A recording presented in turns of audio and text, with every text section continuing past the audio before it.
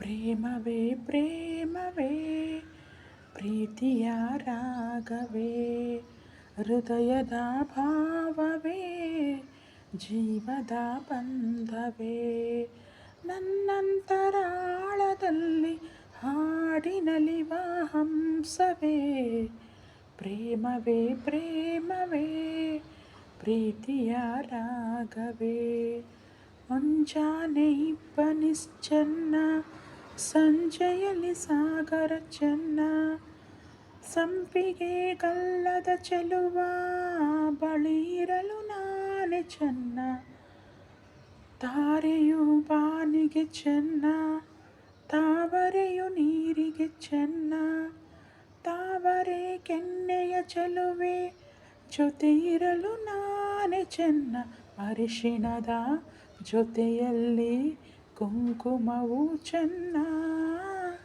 ಇಂಪಾದ ಸ್ವರಗಳಿಗೆ ಗಮಕಗಳು ಚೆನ್ನ ಶ್ರೀಮತಿಯು ನಗುತ್ತಿರಲು ಹಾಲು ಜೇನಿಗಿಂತ ಚೆನ್ನ ಪ್ರೇಮವೇ ಪ್ರೇಮವೇ ಪ್ರೀತಿಯ ರಾಗವೇ ಹೃದಯದ ಭಾವವೇ ಜೀವದ ಬಂಧವೇ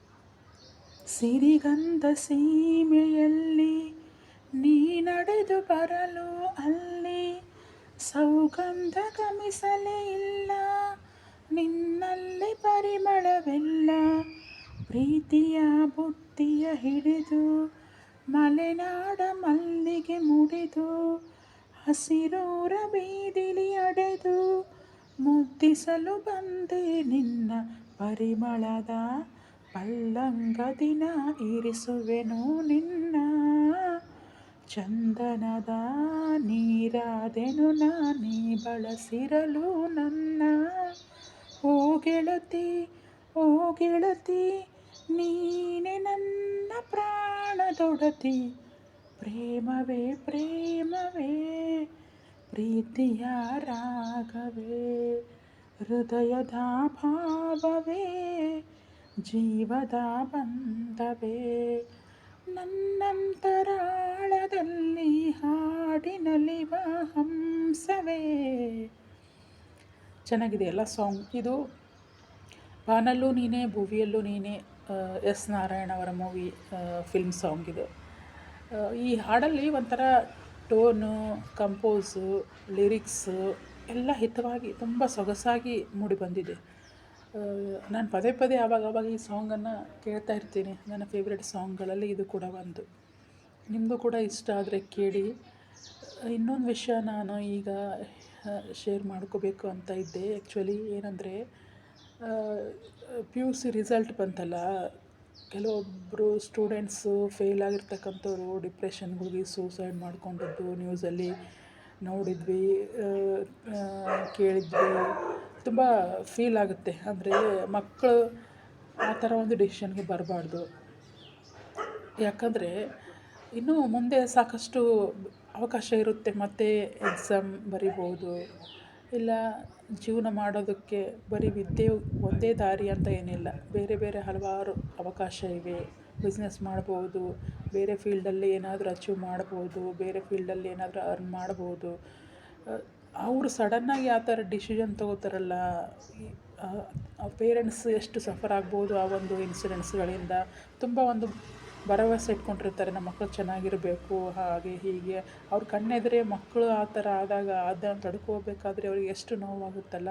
ಆಮೇಲೆ ಒಂದು ಜೀವನ ಅಂತಕ್ಕಂಥದ್ದು, ಒಂದು ಜೀವ ಅಂತಕ್ಕಂಥದ್ದು ತುಂಬ ವ್ಯಾಲ್ಯುವೇಬಲ್. ಅದನ್ನು ಸುಮ್ಮನೆ ಅನಾಯಾಸವಾಗಿ ಒಂದು ಸಿಲ್ಲಿ ರೀಸನ್ಗೋಸ್ಕರ ಕಳ್ಕೊಳ್ಳೋದು ದೊಡ್ಡ ಒಂದು ವಿಪರ್ಯಾಸ. ಅವರಿಗೆ ಗೊತ್ತಿರುತ್ತೆ, ಎಕ್ಸಾಮ್ 1 ವರ್ಷ ಪ್ರಯತ್ನ ಪಟ್ಟಿರ್ತಾರೆ, ಅವರ ಸಾಮರ್ಥ್ಯ ಏನು, ಎಷ್ಟರ ಮಟ್ಟಿಗೆ ಅದಕ್ಕೆ ನಾವು ಪರಿಶ್ರಮ ಹಾಕಿದ್ದೀವಿ ಎಲ್ಲ ಗೊತ್ತಿರುತ್ತೆ. ಗೊತ್ತಿದ್ದು ಕೂಡ ಆಮೇಲೆ ಫಲಿತಾಂಶ ಬಂದಾಗ ಒಮ್ಮೆಲೆ ಯಾಕೆ ಆ ಥರ ಡಿಸಿಷನ್ ಬರ್ತಾರೋ ಗೊತ್ತಿಲ್ಲ. ಅದ್ರ ಬದಲು ಮುಂಚೆಯಿಂದನೇ ಸ್ವಲ್ಪ ಸರಿಯಾಗಿ ಪ್ರಯತ್ನ ಪಟ್ಟು ಚೆನ್ನಾಗಿ ಓದಿದರೆ ಚೆನ್ನಾಗಿರ್ತಿತ್ತು. ಆಗಿಲ್ಲ, ಪರವಾಗಿಲ್ಲ, ಈಗಲೂ ಏನೂ ಕಾಲ ಮಿಂಚಿ ಹೋಗಿಲ್ಲ, ಆದದ್ದಾಯಿತು ಬಿಟ್ಟಾಕಿ ಮುಂದೆ ಆದರೂ ಸರಿಯಾಗಿ ಪ್ರಯತ್ನ ಪಟ್ಟು ಸಕ್ಸೀಡ್ ಆಗ್ಬೋದು ಅಂತಕ್ಕಂಥ ಒಂದು ಭರವಸೆನ ಮನಸ್ಸಲ್ಲಿ ತಂದ್ಕೋಬೇಕು. ಇಲ್ಲ ಆಗಿಲ್ಲ ಅಂದರೆ ಅದನ್ನು ಬಿಟ್ಟು ಬೇರೆ ಹೇಳಿದ್ನಲ್ಲ, ಬೇರೆ ಹಲವಾರು ದಾರಿಗಳಿವೆ, ಅದರಲ್ಲಿ ಬದುಕೋದಕ್ಕಾದರೂ ಪ್ರಯತ್ನ ಪಡಬಹುದು. ಇಲ್ಲ ನಿಮ್ಗೆ ಇನ್ನೊಂದು ಹೇಳ್ತೀನಿ, ತೀರಾ ಡಿಪ್ರೆಷನ್ಗೆ ಹೋದರೆ ಒಂದು ಇದು ಇದೆ, ಟೆಲೆಮಾನಸ್ ಅಂಥೇಳಿ ಒಂದು ಕರ್ನಾಟಕ ಗೌರ್ಮೆಂಟ್ ಇದರಿಂದ ಒಂದು ಆ್ಯಪ್ ಇದೆ. ನಂಬರ್ ಬೇಕಾದರೆ ನೋಟ್ ಮಾಡಿಟ್ಕೊಳ್ಳಿ, 14416. ಮತ್ತೊಂದು ಸಾರಿ ಹೇಳ್ತೇನೆ, 14416. ಅವರು 24x7 ಯಾವಾಗ ಬೇಕಾದರೂ ಆಪ್ತ ಸಮಾಲೋಚನೆ ಕೌನ್ಸ್ಲಿಂಗ್ ಮಾಡೋದಕ್ಕೆ ರೆಡಿ ಇರ್ತಾರೆ. ನಿಮಗೆ ಯಾವ ಭಾಷೆಯಲ್ಲಿ ಬೇಕಾದರೂ. ಆಮೇಲೆ ಈವನ್ ಸಂಡೇ ಕೂಡ ಅವರು ಸರ್ವಿಸ್ ಕೊಡ್ತಾರೆ, ಮತ್ತು ಫ್ರೀಯಾಗಿ, ಯಾವುದೇ ಜೀರೋ ಕಾಸ್ಟ್, ₹1 ದುಡ್ಡಿಲ್ಲದೇ ಫ್ರೀಯಾಗಿ ಸರ್ವಿಸ್ ಕೊಡ್ತಾರೆ. ಬರೀ ಡಿಪ್ರೆಷನ್ನು, ಆ್ಯಂಗ್ಸೈಟಿ, ಮೆಂಟಲ್ ಡಿಸಾರ್ಡರ್ ಅಂತಲ್ಲ, ಯಾವುದಕ್ಕೂ ಬೇಕಾದರೂ, ಯಾವುದೇ ರೀತಿಯ ಒಂದು ಪ್ರಾಬ್ಲಮ್ಸ್ಗೆ ಬೇಕಾದರೂ, ಈವನ್ ಗಂಡ ಹೆಂಡತಿಯ ಒಂದು ಇನ್ನೊಂದು ಪರ್ಸನಲ್ ಪ್ರಾಬ್ಲಮ್ ಇರ್ಬೋದು, ಯಾವುದೇ ಮನಸ್ತಾಪ, ಯಾವುದೇ ಇರಿಟೇಷನ್ನು, ಯಾವುದೇ ರೀತಿ ನಮಗೆ ಏನೇ ಸಮಸ್ಯೆ ಇದ್ದರೂ ಅವ್ರ ಜೊತೆ ನಾವು ಓಪನ್ ಆಗಿ ಶೇರ್ ಮಾಡ್ಕೋಬೋದು. ಅದು ತೀರಾ ಒಂದು ಪಕ್ಕ ಕಾನ್ಫಿಡೆನ್ಷಿಯಲ್, ಎಲ್ಲೂ ಹೊರಗಡೆ ನಿಮ್ಮ ಸಮಸ್ಯೆಯನ್ನು ಅವರು ಬಹಿರಂಗಪಡಿಸೋದಿಲ್ಲ. ಮತ್ತು ಅವರು ತುಂಬ ಸಹನೆಯಿಂದ, ತಾಳ್ಮೆಯಿಂದ, ಎಕ್ಸ್ಪರ್ಟ್ ಕೌನ್ಸ್ಲರ್ಸ್ ಇರ್ತಾರೆ, ಅವ್ರಿಗೂ ಕೂಡ ಅದೇನಾದರೂ ಆಗಲಿಲ್ಲ ಅಂದರೆ ಕೊನೆಗೆ ಸೀನಿಯರ್ ಸೈಕಿಯಾಟ್ರಿಸ್ಟ್ ಜೊತೆ ಕನ್ಸಲ್ಟ್ ಮಾಡಿಸಿ ಮಾತಾಡಿಸ್ತಾರೆ. ತುಂಬ ಒಂದು ಏನು ಹೇಳ್ತಿರಲ್ಲ, ನೈಪುಣ್ಯತೆಯನ್ನು ಪಡೆದಿರ್ತಕ್ಕಂಥ ಕೌನ್ಸ್ಲರ್ಸು, ಸೈಕಿಯಾಟ್ರಿಸ್ಟ್ ಇರ್ತಾರೆ ಅದರಲ್ಲಿ. ಕೌಶಲ್ಯ ರೀತಿಯಿಂದ ಒಳ್ಳೆಯ ಒಂದು ತಿಳುವಳಿಕೆಯನ್ನು ನೀಡಿ, ಒಂದು ಸಮಾಧಾನ, ಒಂದು ಸರಿಯಾದಂಥ ಒಂದು ಹೆಲ್ತ್ ಟಿಪ್ಸ್ ನಮಗಲ್ಲಿ ಕೊಡ್ತಾರೆ. ಯಾವ ರೀತಿ ಇಂಪ್ರೂವ್ಮೆಂಟ್ ಮಾಡ್ಕೋಬೇಕು, ಗ್ರ್ಯಾಜುವಲಿ ಯಾವ ರೀತಿ ನಾವು ಅದರಿಂದ ಹೊರಗಡೆ ಬರಬೇಕು, ಯಾವುದೇ ಸಮಸ್ಯೆ ಆಗಿರ್ಬೋದು. ಸೊ ಆ ಥರ ಏನಾದರೂ ನೀವು ಟ್ರೈ ಮಾಡ್ಬೋದು. ಹೇಳ್ತಾ ಇದ್ದೀನಿ ಮಕ್ಕಳಿಗೆ, ನೀವು ಸೂಸೈಡಲ್ ಅಟೆಂಪ್ಟ್ ಮಾಡೋದ್ರ ಬದಲು ಆ ಥರ ಒಂದು ಸಿಚುವೇಷನಲ್ಲಿ ಅಂಥವ್ರ ಜೊತೆ ಮಾತಾಡಿ ಆ ಒಂದು ಡಿಪ್ರೆಷನ್ನಿಂದ ಹೊರಬರೋದಕ್ಕೆ ಪ್ರಯತ್ನ ಪಡಿ. ಪ್ರತಿಯೊಂದು ಸಮಸ್ಯೆಗೂ ಒಂದು ಪರಿಹಾರ ಇದ್ದೇ ಇರುತ್ತೆ. ಸ್ವಲ್ಪ ತಾಳ್ಮೆ ತೊಗೊಳ್ಬೇಕಷ್ಟೆ. ತಾಳ್ಮೆಯಿಂದ ಜೀವನನ ಎದುರಿಸ್ತಕ್ಕಂಥ ಒಂದು ಸಹನೆ ಶಕ್ತಿ ತೊಗೊಂಡಾಗ ಆಟೋಮೆಟಿಕ್ಕಾಗಿ ಮುಂದೆ ನಿಧಾನವಾಗಿ ಪರಿಹಾರ ಸಿಗ್ತಾ ಹೋಗ್ತದೆ. ಆಗ್ತವೆ ತಪ್ಪು, ಯಾರಿಂದ ಆಗಲ್ಲ, ಪ್ರತಿಯೊಬ್ಬರಿಂದನೂ ತಪ್ಪು ಆಗ್ತವೆ. ಜೀವನದ ಯಾವುದೋ ಒಂದು ಹಂತದಲ್ಲಿ ದುಡುಕ್ಬಿಟ್ಟು ತಿಳಿಯದೆಯೋ ದಾರಿ ತಪ್ಪಿದಾಗ ಆಗ್ತವೆ. ಹಂಗಂತ ಫೇಲ್ ಆದ್ವಿ ಅಂಥೇಳಿ ಸೂಸೈಡ್ ಮಾಡ್ಕೊಂಡ್ಬಿಟ್ರೆ ಸುಮ್ಮನೆ ಅನಾಯಾಸವಾಗಿ ಜೀವನ ಕಳ್ಕೊತೀರಿ. ಜೀವನ ಎಲ್ಲನೂ ಹೊರಟೋಗುತ್ತಲ್ಲ. ಅದ್ರ ಬದಲು ಒಂದು ಸಾರಿ ಧೈರ್ಯ ಮಾಡಿ ಬದುಕಬೇಕು ಅಂತ ತೀರ್ಮಾನ ಮಾಡಿ ಸಾಯೋದಕ್ಕೆ ರೆಡಿಯಾಗಿರ್ತೀರಿ. ಏನಾದರೂ ಆಗಲಿ ಫೇಸ್ ಮಾಡೋಣ ಅಂತ ಹೇಳಿ ಯಾಕೆ ಒಂದು ಧೈರ್ಯ ತಗೊಳ್ಳಲ್ಲ. ಪ್ರಯತ್ನ ಪಡಿ. ಯಾವುದೇ ಕಾರಣಕ್ಕೂ ಆತ್ಮಹತ್ಯೆ ನಿರ್ಧಾರವನ್ನು ತಗೊಳ್ದಿರಿ ಮಕ್ಕಳು. ಇದೊಂದು ನನ್ನ ಕಡೆಯಿಂದ ಒಂದು ಸಣ್ಣ ರಿಕ್ವೆಸ್ಟ್. ಓಕೆ.